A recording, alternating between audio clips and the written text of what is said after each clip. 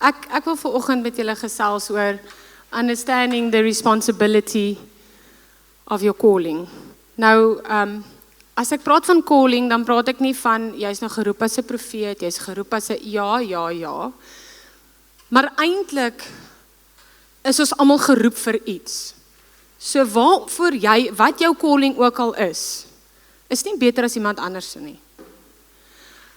Kom ek vat 'n voorbeeld. Ons het, ek weet nie regtig of ons sulke verwysings het in Suid-Afrika nie, maar kom ek gebruik 'n Amerikaanse voorbeeld, aangesien dit jy sien dit in die movies ook.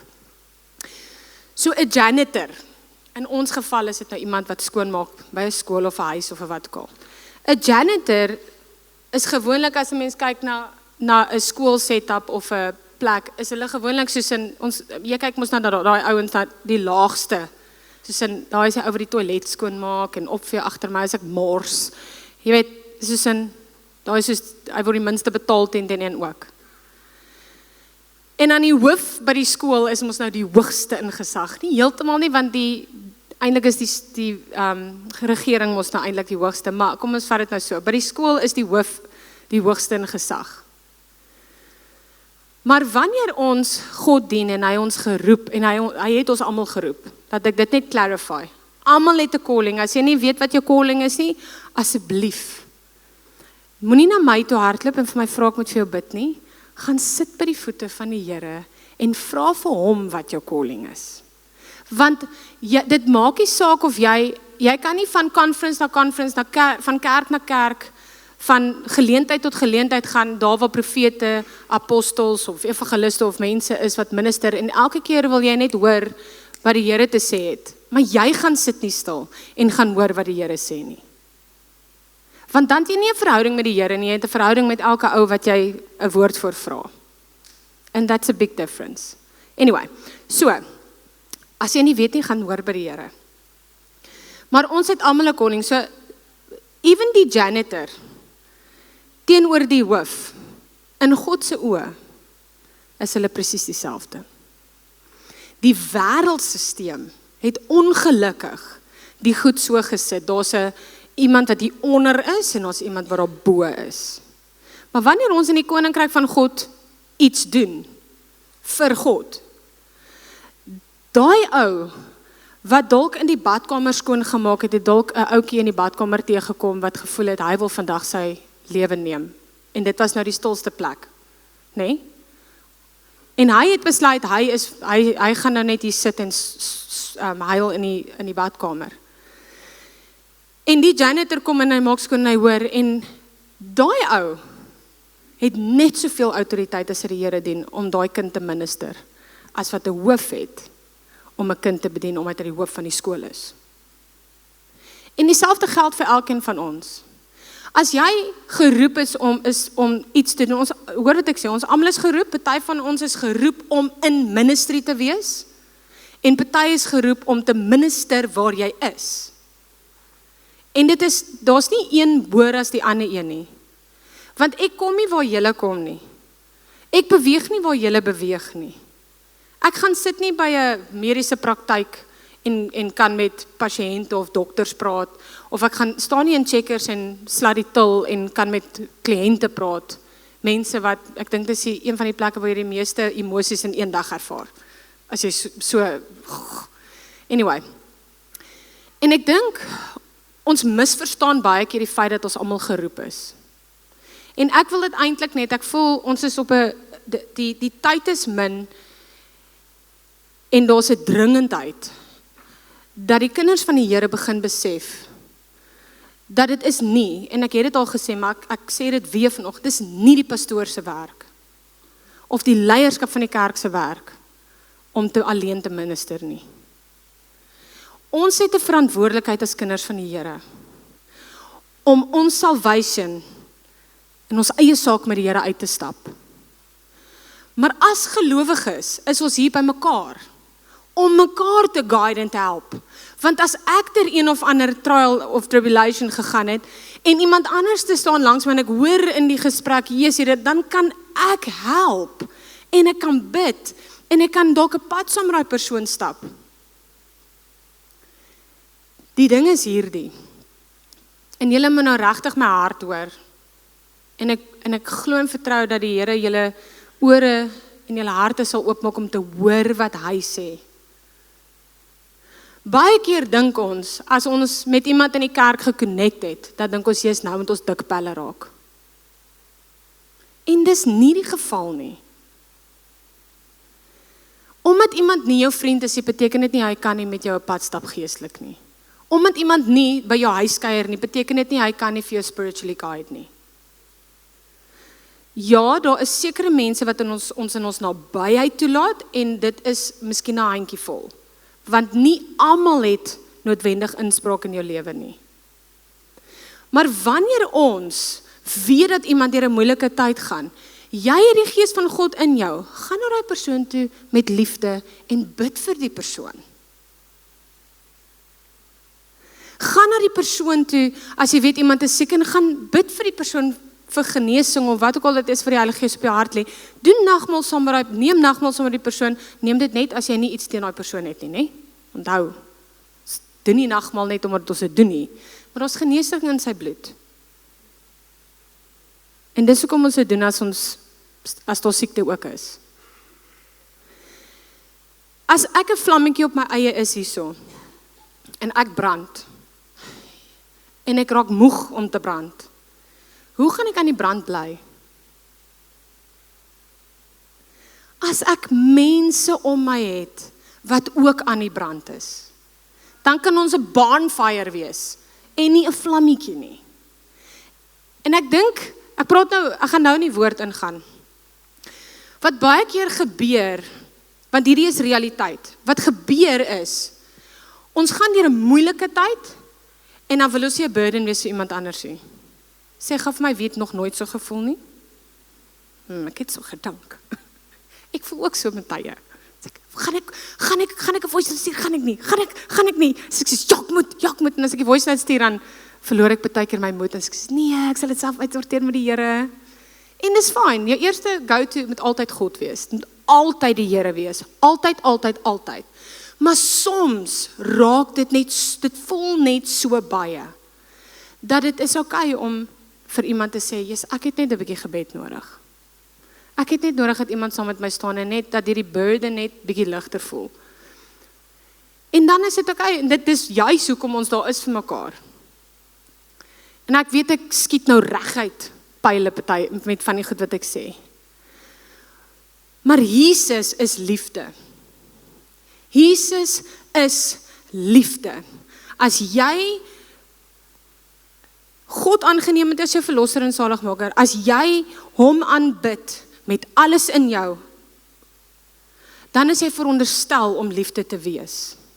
As jy dit nou nie genoeg kan ervaar liefde nie, dan is daar skaaf en skuurwerk. Die pottebakker is besig met die klei. Hy's besig om te vorm. Wat ons doen, is ons sê van wow, ek wil so lyk, ek soek daar 'n curve in my pot, ek wil hier 'n streep in hê, ek wil daar 'n dit hê, en hy moet jou vorm soos wat jy wil. Ons sien ongelukkig nie genoeg die liefde van Christus in ons community van gelowiges nie. Ek praat nie nou net van julle en ek praat van die globale kerk. Ek wys nou net my vinger na julle, hoor? Ek wys na myself ook. En omdat ons dit nie genoeg sien nie, is mense te bang om te sê, ek het hulp nodig. Of ek het gebed nodig. Want ongelukkig, in die wêreld waar ons vandag is, staan in die woord, ons gaan liefhebbers raak van onsself. En geld, en al die goed. En ons sien dit gebeur. Maar, as ons nie daar gaan wees vir mekaar nie, en ophou in 'n ding val van ek is offended, wanneer daar 'n regheid, wanneer daar 'n pyl my kant toe kom, ek praat nou nie van die vuurige pyle van die vyand nie, ek praat van wanneer die woord gespreek word, of wanneer iemand in waarheid praat, waarheid is die swaard van God, dit sny deur murg en been. Okay, dit sny alles weg wat nie daar moet wees nie. Wat beteken, as ek 'n waarheid met jou deel, en jy het dit nog nie so ervaar as 'n waarheid en dit voel soos 'n steek in die hart. Meeste van ons draai om en ons is offended. En dan begin ons die persoon sleg sê.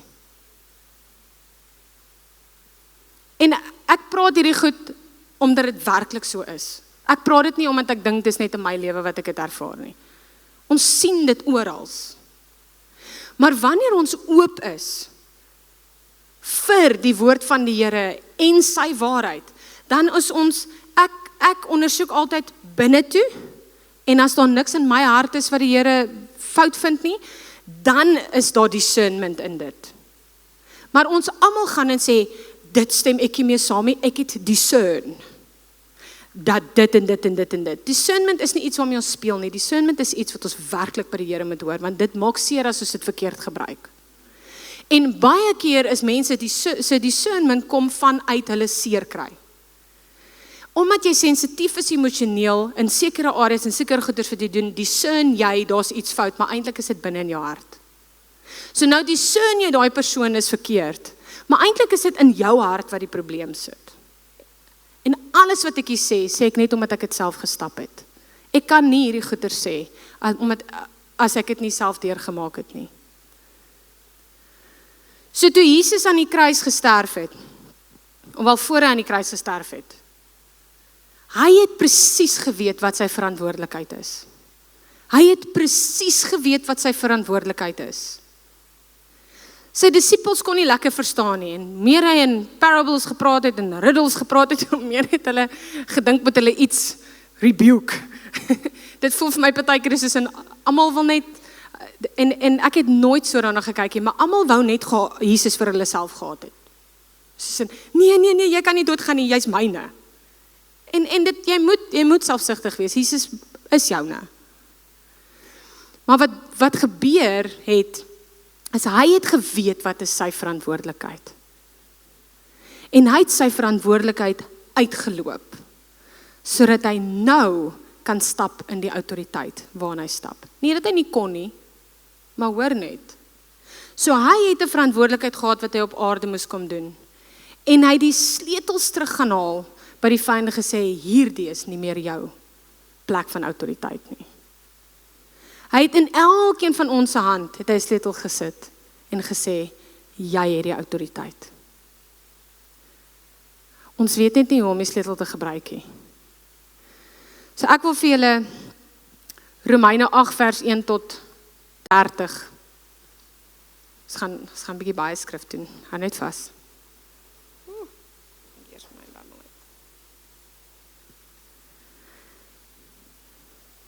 Sê die volgende, ek lees in die Passion Translation, as jy die YouVersion Bible app het, die skrifte is daar. So now, the case is closed. There remains no accusing voice of condemnation against those who are joined in life union with Jesus, the Anointed One. For the law of the Spirit is life, flowing through the anointing of Jesus, has liberated us from the law of sin and death. For God achieved what the law was unable to accomplish, because the law was limited by the weakness of human nature. Yet, God sent us His Son in human form to identify with human weakness, clothed with humility. God's Son gave His body to be a sin offering, so that God could once and for all condemn the guilt and power of sin. So now every righteous requirement of the law can be fulfilled through the Anointing One living His life in us. And we are free to live, not according to our flesh, luister baie mooi, but by the dynamic power of the Holy Spirit. Those who are motivated by the flesh only pursue what benefits themselves. En dit is ook maar baie, dit onthou die voor die uitstorting van die Heilige Gees het die disippels net vir Jesus gehad. Ek is baie dankbaar ek leef nie in daai tyd nie. Want ek is bly ek is gebore vir 'n tyd soos hierdie, dat ons die Heilige Gees het. So hulle wou Jesus vir hulle self hê. So hulle was eintlik so selfsugtig dat hulle wou almal hom net vir hulle gehad het. Nou moet ek eers my plek vind. But those who live by the impulses of the Holy Spirit are motivated to pursue spiritual realities. For the sense and reason of the flesh is death. For the sense and the reason of the flesh is death. But the mindset controlled by the Spirit finds life and peace. In fact, the mindset forced on the flesh fights God's plan and refuses to submit to His direction because it cannot. For no matter how hard they try, God finds no pleasure with those who are controlled by the flesh. But when the Spirit of Christ empowers your life, you are not dominated by the flesh, but by the Spirit. And if you are not joined to the Spirit of the Anointed One, you are not of Him. Now Christ lives His life in you. And even though your body may be dead because of the effects of sin, His life-giving Spirit imparts life to you because you are fully accepted by God. Yes, God raised Jesus to life. And since God's Spirit of resurrection lives in you, He will always raise your dying body to life by the same Spirit that breathes life into you. So then, beloved ones, the flesh has no claims on us at all. And we have no further obligation to live in obedience to it. There's no vlees, nee? For when you live controlled by the flesh, you are about to die. But if the life of the Spirit puts to death the corrupt ways of the flesh, we then taste His abundant life. The mature children of God are those who are moved by the impulses of the Holy Spirit. And you did not receive the spirit of religious duty, leading you back into the fear of never being good enough. But you have received the spirit of full acceptance, enfolding you into the family of God. And you will never feel orphaned, for as He rises up within you, your spirits join Him in saying the words of tender affection, Beloved Father. For the Holy Spirit makes God's fatherhood real to us as He whispers into our innermost being, You are God's beloved child. And since we are the true children, we qualify to share all His treasures. For indeed, we are heirs of God Himself. And since we are joined in Christ, we also inherit all that He is and all that He has. We will experience being co-glorified with Him, provided that we accept His sufferings as our own. I'm convinced that any suffering we endure is less than nothing compared to the magnitude of glory that is about to be unveiled within us. Ek gaan dit weer lees. I'm convinced that any suffering we endure is less than nothing compared to the magnitude of glory that is about to be unveiled within us. The entire universe is standing on tiptoe, yearning to see the unveiling of God's glorious sons and daughters. For against its will, the universe itself has had to endure the empty futility resulting from the consequences of human sin. But now, with eager expectation, all creation longs for freedom from its slavery to decay and to experience with us the wonderful freedom coming to God's children. To this day, we are aware of the universal agony and groaning of creation, as if it were in the contractions of labor for childbirth. And it is not just creation. We who have already experienced the first fruits of the Spirit also inwardly groan as we passionately long to experience our full status as God's sons and daughters, including our physical bodies being transformed. For this is the hope of our salvation. But hope means that we must trust and wait for what is still unseen. For why would we need to hope for something we already have? So because our hope is set on what is yet to be seen, we patiently keep on waiting for its fulfillment. And in a similar way, the Holy Spirit takes hold of us in our humanly frailty to empower us in our weakness. For example, at times, we don't even know how to pray or know the best things to ask for. But the Holy Spirit rises up within us to super intercede. Goodness.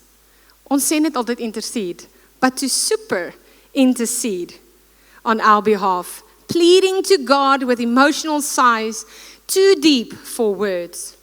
God, the searcher of the heart, knows fully our longings, yet He also understands the desires of the Spirit. Because the Holy Spirit passionately pleads before God for us, His holy ones, in perfect harmony with God's plan and our destiny.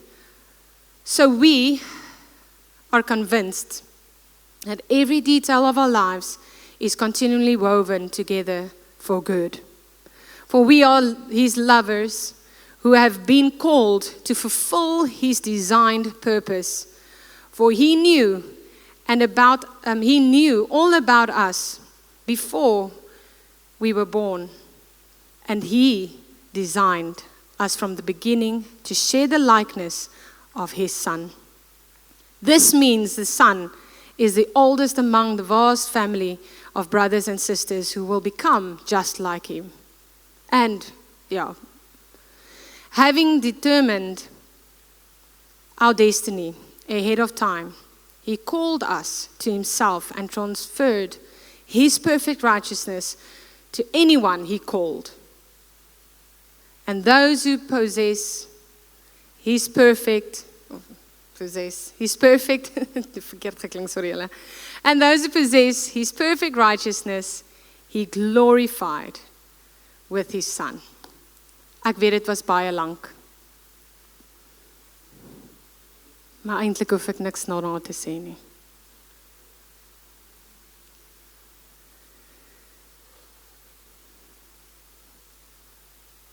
Elke detail van jou lewe het God klaar geweet en hy weet dit reeds. Maar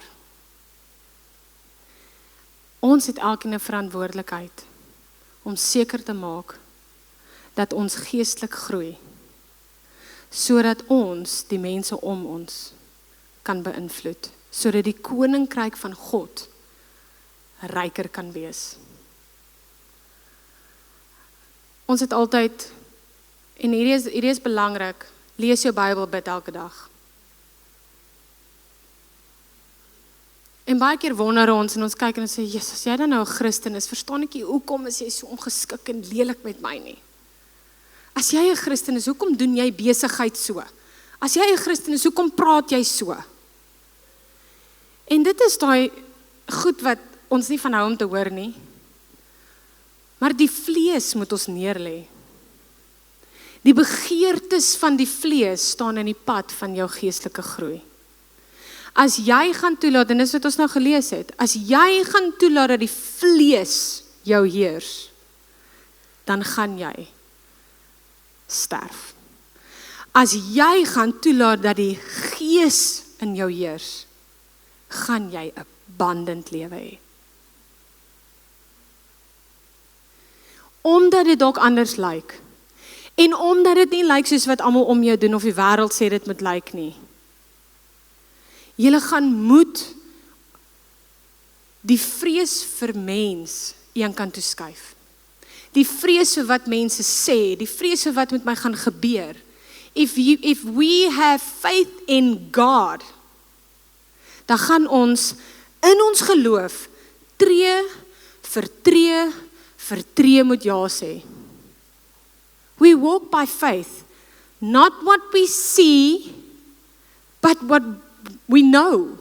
Ek weet dat God is groot. Ja, ek kan dalk nie sien wat hy gaan doen nie. Ek weet dalk nie waarmee hy besig nie. Maar as jy nie 'n intieme verhouding met die Here het nie, en ek praat daarvan, en ons almal weet wat die fisiese intimiteit, wat die wêreld daar skets. Intieme verhouding beteken nie net, ek sit vir 2 ure in die oggend sit ek stil en ek lees my Bybel en ek bid nie. Ek kan by Rudy sit langs die TV vir 3 ure lank. Maar dit beteken ek gaan hom ken nie. Dit beteken ek gaan weet wat in sy hart aangaan. Dit beteken ek gaan nie noodwendig weet wat is sy, waar is sy, wat is sy gevoelens, wat wil hy vir my hê nie.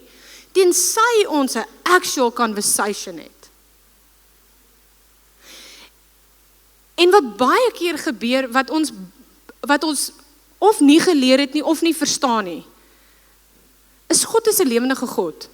So wanneer ek 'n issue het, dan, omdat ek 'n kind is, en ek dink dit is wat ons misverstaan ook, as ons kyk na die wêreldse setup van 'n pa en 'n kind, as ek iets nie verstaan nie, dan kan ek met my vader praat en sê, ek verstaan dit nie, verduidelik vir my, waar, hoe, wat. Ons vra nooit die vrae nie, want ons dink, as ons iets van God nodig het, dan gaan sit ons stil, en ons bid daaroor, en dan wag ons dat daar hierdie lig op ons skyn, en die glorie van God kom oor ons, en my hele lewe is uitgesort. It doesn't work that way. En dis hoekom ek net gesê het, hy's nie 'n genie in 'n bottle nie, hy's nie 'n lotto masjien nie, hy's nie nommertjies wat jy kies en hoop, jy kry al die nommers nie, hy's nie 'n casino ding wat 3 7's val, en nou het die Here iets oor my kom doen nie. Die krag van God is geweldig. En wanneer die krag van God oor jou kom, gaan jy dit weet. En die krag van God kan oor jou kom, al is jy nie gehoorsaam nie. Want hy kies of hy dit wil doen of nie. Maar, wanneer ons die vlees een kant toe skuif, lees jou Bybel aandagtig, sodat die woord van God lewend kan raak in jou nie sodat jy inligting kan kry, en meer kan weet van die Bybel, en dit uit jou kop uit kan sê, en iemand kan slat om jou, as hy iets sê, want hy is eintlik nog immature Christen, en hy weet eintlik nie waarvan hy praat, maar hy is eintlik so honger, en nou slat ek die ou, die hele tyd met die Bybel, en woord, en later sê, nee, ek wil eers meer die Here dien nie, ek voel nie of ek goed genoeg is nie, en dis wat ons doen as kinders van die Here. Maar ons genade vir daai ou, wat ek moet die woord van God reg gebruik. Ek moet gebed reg gebruik. Ek moet die werke van die Heilige Gees reg gebruik. So ja, sodat ek kan groei. Daar is, terwyl ek bid, hoor ek hier sê, growth comes with trials and tribulations, so that we can grow in character, and so that we can bear the fruit of the Spirit. As jy nie toelaat dat God jou in karakter skaaf en skuur nie, dan gaan jy nie die vrug van die Gees sien nie. Die krag van die Heilige Gees en die werke van die Heilige Gees is nie die vrug van God nie, van die Gees nie. It's not the fruit of the Spirit. Die Here het nie gesê, aan die gawes en aan die krag van die Heilige Gees sal jy geken word nie. Hy sê, deur die vrug sal jy geken word. En ongelukkig is baie van die kinders van die Here hardloop agter die krag wat hulle sien, wat funksioneer, die gifts wat vloei. But there's no fruit in that gifts. 'n Gift word nooit revoke nie. As God het gegee, dit gegee. Waarvoor jy dit gebruik, jy sal eendag voor hom staan en sê, miskien hopelik kom van daai mense tot bekering en hoef hy nie vir hulle te sê, hy ken hulle nie. Dit is so belangrik dat ons besef dat ons kan nie week na week kerk toe kom en hier kom sit en ontvang wat ook al hier voorgegee word nie. Ons kan nie hier kom sit en sê die worship team moet my in 'n heilige oomblik invat sodat ek 'n encounter met die Here kan hê nie. That's not what they are here for. Hulle is nie hier vir jou om 'n encounter met die Here te hê nie.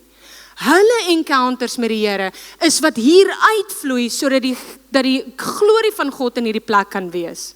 Sodat die wat die Here nie dien nie, hom kan sien. Ek sê maar julle, ek praat baie reguit. Ek's baie lief vir julle almal. Ek sê nie my kinders sê altyd vir my ek lyk kwaai. I'm just very passionate about God.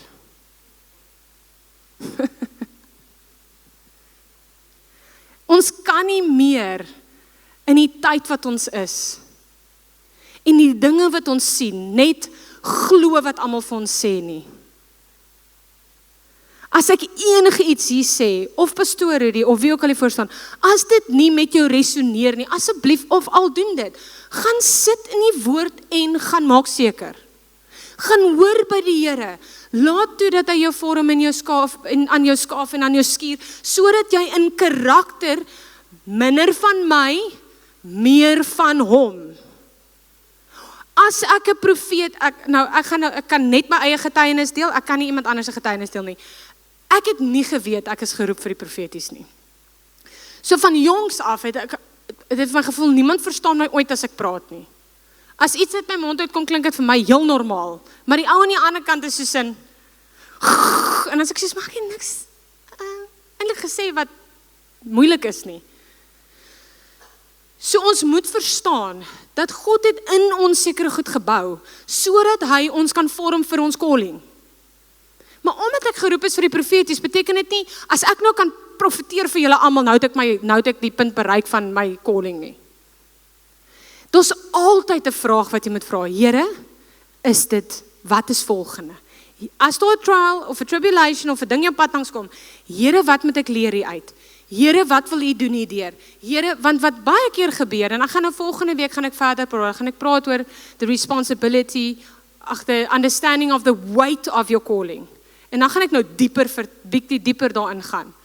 Want ons het almal 'n verantwoordelikheid om te groei geestelik sodat die koninkryk van God kan groei. Nie vir jou eie gewin nie. Ja, wanneer ons tot bekering kom, dan gryp ons alles aan en ons druk dit in onsself in. En dis okay. Daar's niks fout daarmee nie. Maar dit kan nie net daar bly nie. Want hoe meer jy eet, hoe meer moet jy begin deel. Hoe meer moet jy begin. En as jy nou net tot bekering gekom het, kan jy nog steeds minister. Want daar's mense wat 40 jaar tot bekering gekom het en hulle kan nie eers minister nie. So almal het 'n verantwoordelikheid om te wees, te groei in dit wat God jou voor geroep het. Nou ek wil gou vinnig net vir julle lees. Ek het baie lang skrifte. Het ek hier in, maar ek gaan nie alles vir julle lees nie. Maar ek wil hierdie vir julle lees. Romeine 5 vers 3 tot 5 sê, But that's not all. Even in time of trouble, we have a joyful confidence.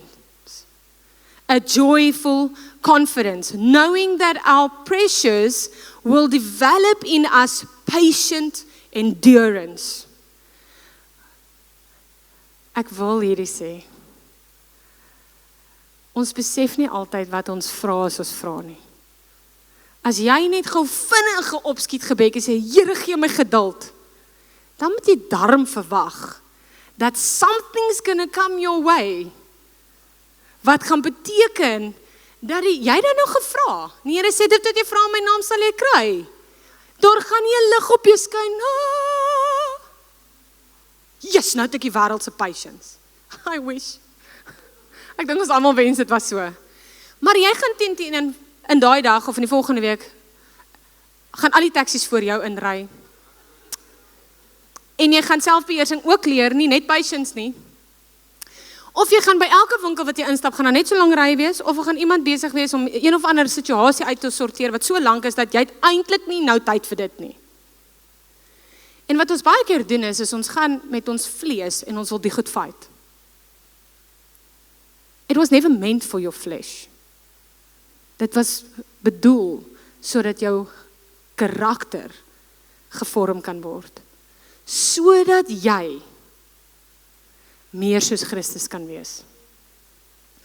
Dan sê hy, and patient endurance will refine our character, and proven character leads us back to hope. And this hope is not a disappointing fantasy, because we can now experience the endless love of God cascading into our hearts through the Holy Spirit who lives in us. Nou, ons weet, Jesus is gebore en hy het gegroei en hy het in sy volheid ingestap die dag toe hy in die regterhand van God gaan staan. Maar in Lukas 2 vers 52 sê die volgende, ek lees uit die Passion Translation vir die wat gewonder het wat sy vertaling het is. As Jesus grew, nou hoor gou hierdie is miskien nou fisies, maar ons groei geestelik. As Jesus grew, so did his wisdom and maturity. As Jesus moes groei in maturity en in wisdom, hoekom dink ons, dis nie vir ons beskore nie?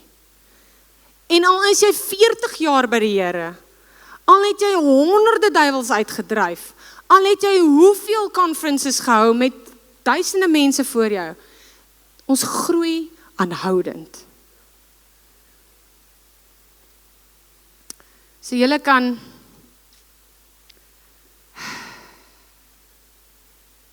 Kolossense 1 vers 10 sê die volgende. We pray that you would walk in the ways of true righteousness, pleasing God in every good thing you do. Then you'll become fruit-bearing branches, yielding to his life and maturing in the rich experience of knowing God in his fullness. Nou gaan ek vir julle lees Galasiërs 5. Julle kan, ja, kom ek lees dit. Gaan nie nou kyk na die tyd nie. Johannes 15 vers 1 tot 9. Sê die volgende. I am a true sprouting vine, and the farmer who tends the vine is my Father. He cares for the branches connected to me by lifting and propping up the fruitless branches and pruning every fruitful branch to yield a greater harvest. Hoor gou, hy het nie net die dooie takke afgesny nie, hy het die wat leef, het hy ook geprune, en dis baie keer wat ons voel. The word I have spoken over you have already cleansed you. So you must remain in life union with me, for I remain in life union with you. For as a branch severed from the vine will not bear fruit, so your life will be fruitless unless you live your life intimately joined to mine. I am the sprouting vine, and you're my branches. As you live in union with me, as your source, fruitfulness will stream from within you. But when you live separated from me, you are powerless. If a person is separated from me, he is okay. Julle kan nog gaan verder lees. Wat ek net daar wil sê ook is dat wanneer ons apart van God lees en hy sê you are powerless. Powerless beteken nie die gees van die gawes van die gees gaan nie vloei deur my nie. Powerless beteken in jou autoriteit waarin jy moet stap as 'n kind van God, raak ons afgemat en ons kan nie in daai autoriteit stap nie. Wat beteken die vlees oorheers en die emosies oorheers en alles raak te veel.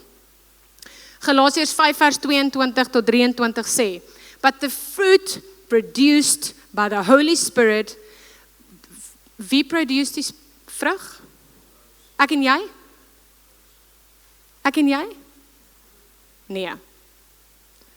My patience is net so kort. My geduld is regtig baie keer net so kort. Maar die vrug wat deur die Heilige Gees produce word. So, verloor ek my plek. But the fruit produced by the Holy Spirit within you is divine love in all its varied expressions. Joy that overflows, peace that subdues, patience that endures, kindness in action, a life full of virtue, faith that prevails, gentleness of heart, and strength of spirit. Never set the law above these qualities, for they are meant to be limitless.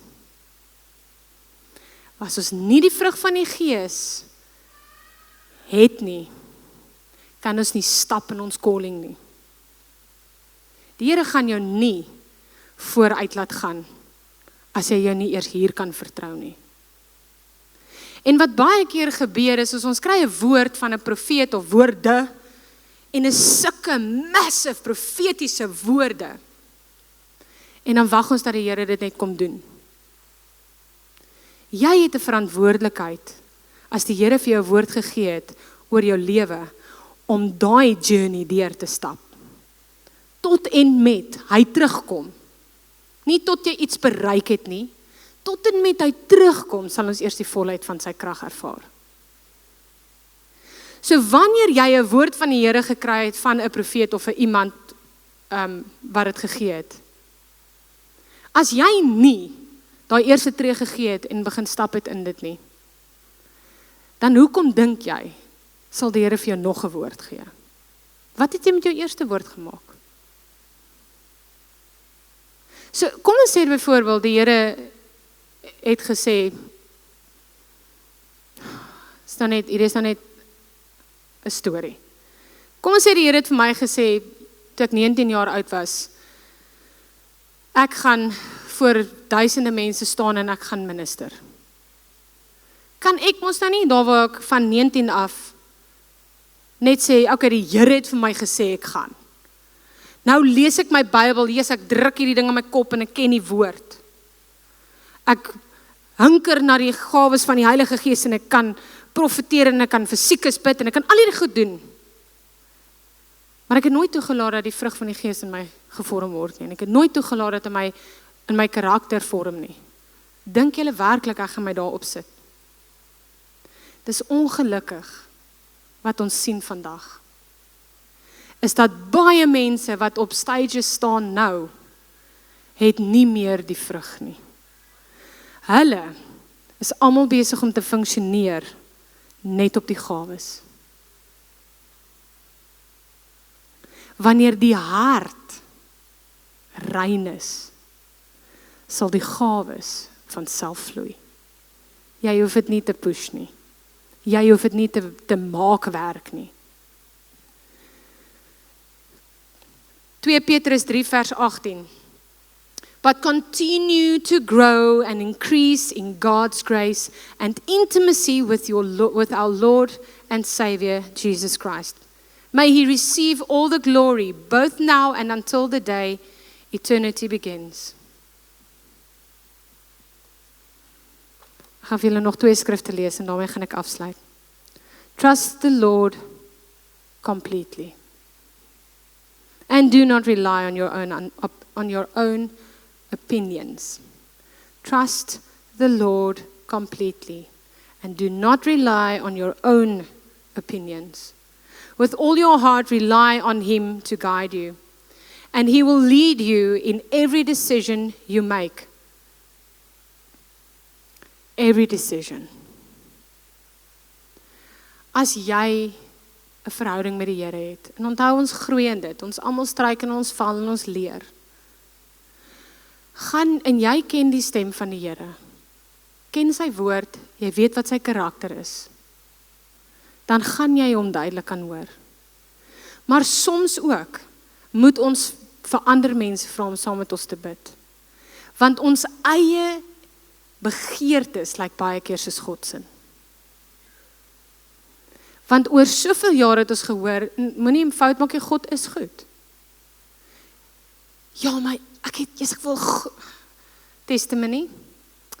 Ek wil 'n groter kar hê. Here, stap by 'n plek en sien hierdie Land Rover raak. Yes, amazing. Al ons kinders pas daarin met hulle lang bene. Wonderlike kar. Geen bekleierery meer as ons ry nie. Here, hierdie voel reg vir my. Maar as dit U wil is, vliesies is nie altyd veilig nie. As dit U wil is, laat toe dat die paaiement wat ons kry op hierdie kar dieselfde bly as wat ons nou het. Ja, God's amazing. It happened. Needless to say, moes 'n wonderlike toetsperiode deurstap van geloof en 'n paar ander dinge. wat ek nie nou sal verruil daarvoor nie, maar is nie lekker nie, want 'n mens grawe baie keer jou eie gat, en dan moet jy uit daai gat uit probeer klim, en dan doen ons dieselfde ding. Here, as ek net 'n lening kan kry by die bank om hierdie gat toe te maak. Here, as die bank vir my die lening gee, as dit deurkom, dan weet ek dis U. Nonsens. Here, gaan jy nie van die een probleem na die volgende probleem vat nie.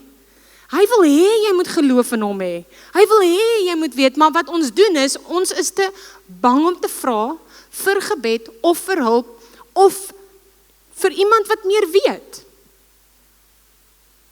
En dit is wat die Here wil hê ons moet doen. Sy wil hê ons moet op hom vertrou. Hy wil hê ons moet weet dat hy is die een wat vir ons die antwoord gee. So discernment. Nie jou emosies se discerning nie. Die discernment van wat is dit wat God mee besig is. Dan sê hy, become intimate with him in whatever you do, and he will lead you wherever you go. Hoor mooi, nie net in my stilte tyd in die oggend vir 2 tot 3 ure of 'n halfuur of 15 minute voor ek gaan slaap of whenever nie.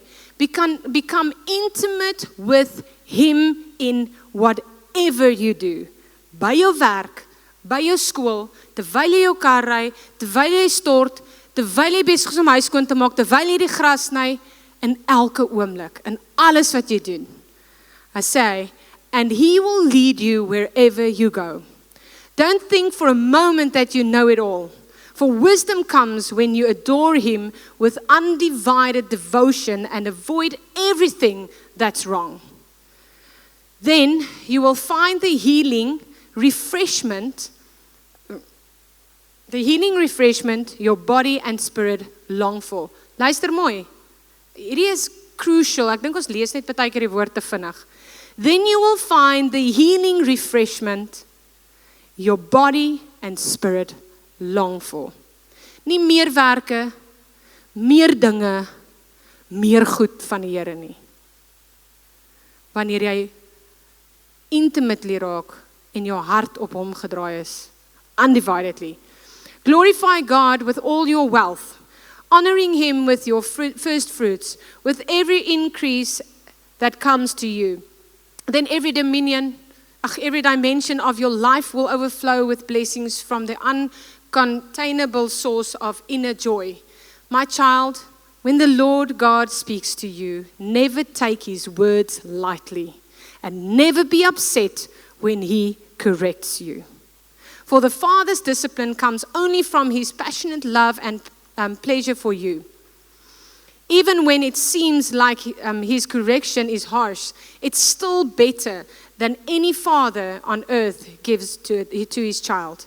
Blessings pour over the ones who find wisdom, for they have obtained living understanding.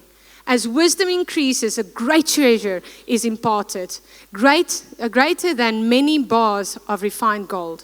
It is a more valuable commodity than gold and gemstones, for there is nothing you desire that could compare to her. Wisdom extends to you long life in one hand and wealth and promotion in the other. Out of her mouth flows righteousness, and her words release both law and mercy. The ways of wisdom are sweet, always drawing you into the place of wholeness. Seeking for her brings the discovery of untold blessings, for she is the healing tree of life to those who taste her fruits. The Lord laid the earth's foundations with wisdom's blueprints. By his living understanding, all the universe came into being. Julle kan die res gaan lees.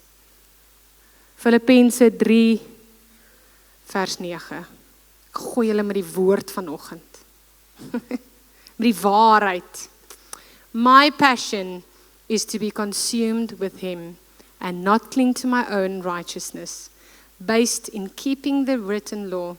My only righteousness will be his, based on the faithfulness of Jesus Christ, the very righteousness that comes from God.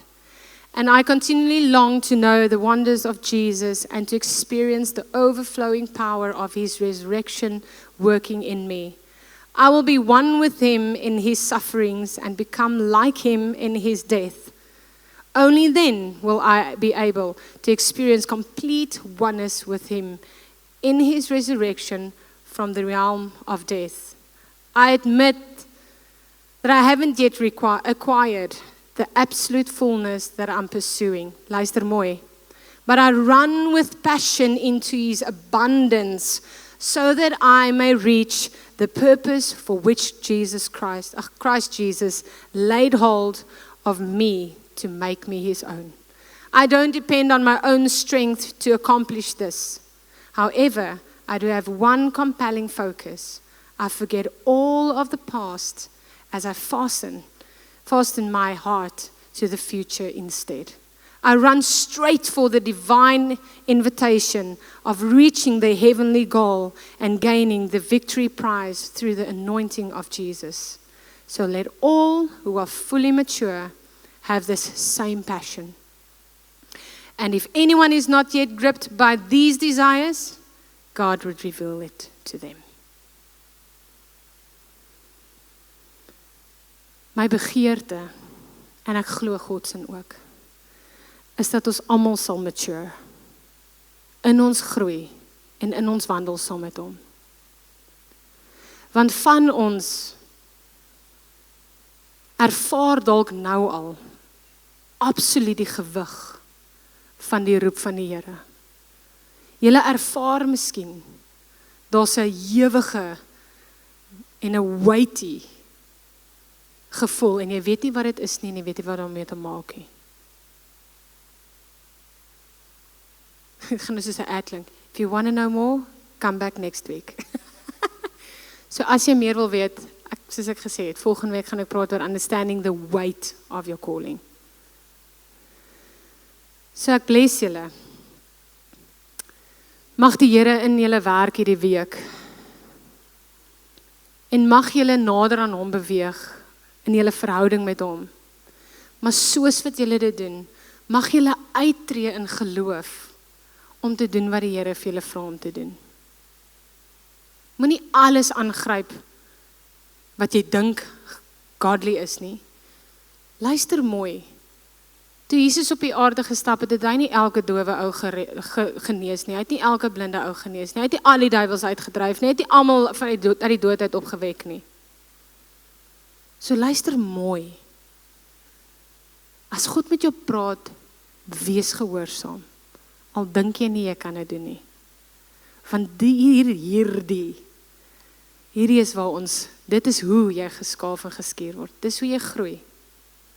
Dis hoe jy groei en dis hoe jy in dit begin instap. Ek gaan nie deur 'n profetiese woord te kry, in 'n kerk te sit vir 3 jaar, 'n leier te wees by die kerk, miskien 1 of 2 conferences te doen instap by 'n stadion wat 5000 mense voor my sit nie. It doesn't work that way. God will raise you up at the right time. Maar soms dink ons het die plek bereik waar ons nou moet instap in ons calling en die Here sê, it's not yet. Not yet. En hy's faithful in dit. Wanneer jy dink jy baie keer reg is, en hy vir jou nee sê, om te weet dat dit is nog 'n tyd van wag en 'n tyd van preparation. Want wanneer jy reg is op hy stage klim, of op hy, voor hy 5000 mense gaan staan, en ek dink ek reg is, kan ek net so knak. And if he's going to lose me as his child because of that, he would rather not allow me to do that. Dit is hoe faithful God is, en dis hoe gehoorsaam ons moet wees. Here weet beter. Hy ken ons baie meer intimately as wat ons dink. Ek wil net afsluit met hierdie volgende vers.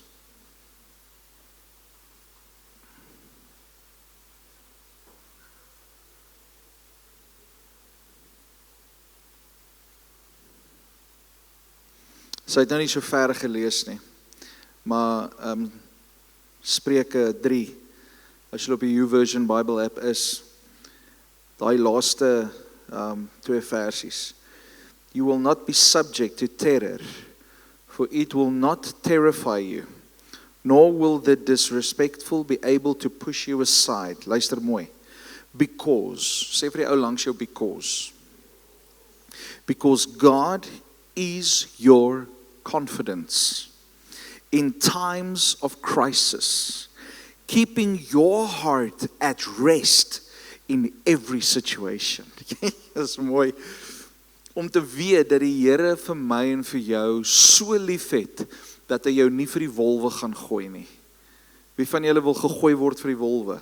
Niemand van ons nie. Maar 'n vader gaan sy kinders guide. Ek vat so elke nou en dan vat ek so tyd, en dan gaan sit ek net langs my kinders, en dan praat ons chit-chats, en dan probeer ek luister tussen die lyne, en dan probeer ek vir hulle life lessons tussenin gee, sodat wanneer hulle miskien eendag voor 'n krisis moet staan, dat hulle weet hoe om dit te hanteer. Ek wil vandag vir jou sê, die Here gaan jou nie voor krisisse ingooi en vir jou sê, swem Jannie, swem nie. Hy gaan vir jou sê, kom ek swem saam met jou. Maar jy gaan swem, maar ek is by jou. Jy is nooit alleen nie. Amen. Ek wil hê hierdie week moet vinnig verbygaan. Want ek wil volgende Sondag wil ek hier wees om te hoor wat sê die Here. Hoe kan ek hierdie responsibility van my calling, hierdie weight wat op my is, hoe kan ek dit verder uitleef en hoe kan ek dit verstaan in my lewe?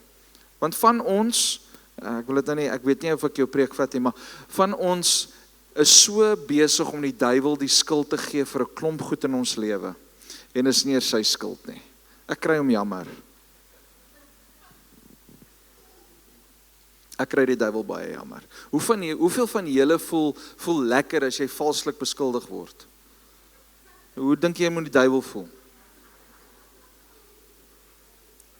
Baie keer laat die Here goed toe in ons lewe, sodat ons karakter ontwikkel kan word. Hy proen ons, hy snoei aan ons, en dan sê ons met die snoeisker, wyk Satan. Nee, is die Here wat die snoeisker in die hand hou. Jy moet sê, dankie Jesus. Ag, kom ons staan, ons ontvang die seën van die Here. Is jy lief vir Jesus? Draai gaan na die persoon langs jou toe, en dan sê jy vir die persoon, ek is lief vir Jesus.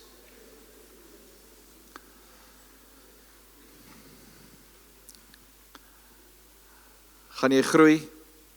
Gaan jy ontwikkel? Kom ons doen dit met alles wat binne ons is. Ontvang die seën van die Here vanoggend.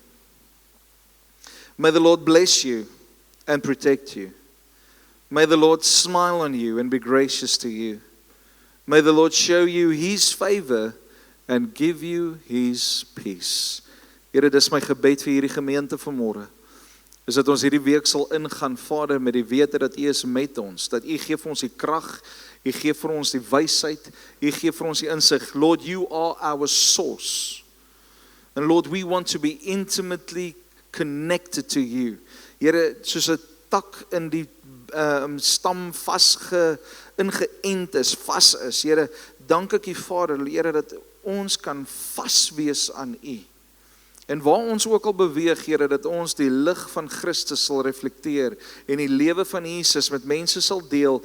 En Here, in ons roeping, waar ons ook al beweeg, Here, dat ons roeping sal uitleef. Here, dat ons die verantwoordelikheid van hierdie calling wat U ons voorgeroep het hier op aarde, Here, dat ons die verantwoordelikheid sal vat om te kan groei in daardie proses. En Here, in die proses bid ek, soos wat ons vanoggend gehoor het, Here, dat soos wat ons saai, dat die oes sal ingeneem word. En Here, dat die een wat oes, die saaier sal verbyvat. Ek dank U, Here, vir die suddenlies. Ek dank U, Here, vir deurbrake in mense se lewens hierdie week. Here, dat soos wat ons hierdie week ingaan met die onbekende voor ons, dank ek U, Heilige Gees, dat U ons by die hand vat en dat U ons lei. En Vader, dankie dat ons hoop in U kan wees. Dankie vir hierdie woord vandag, Here, wat net weer kom wakker maak in ons gees, dat I need to step up, I need to pursue God, I need to press in and grow. En ek dank U daarvoor, Here. Dankie dat U met ons is. Dankie dat U ons lei, dankie dat U ons Vader is.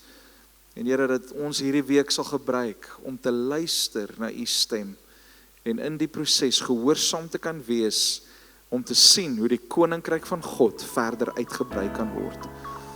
Dis my gebed in Jesus naam. Amen.